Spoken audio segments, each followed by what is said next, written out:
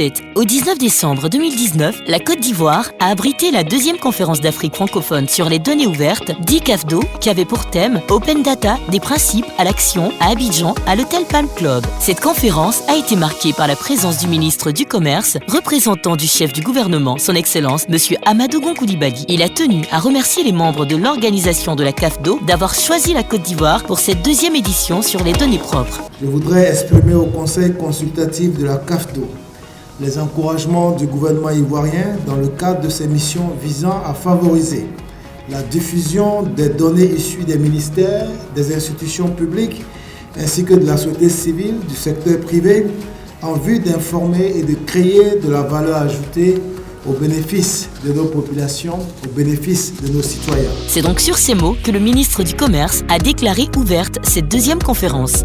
Lors de cette conférence, il était question de l'importance des données ouvertes sur le développement de l'Afrique. Ensuite, il y a eu plusieurs panels sur le rôle des données ouvertes dans le développement des pays africains. Enfin, il y a eu une compétition de Mapathon et Hackathon. Le Mapathon consiste à cartographier les espaces d'un terrain, d'une commune ou d'un pays en vue de présenter une carte géographique.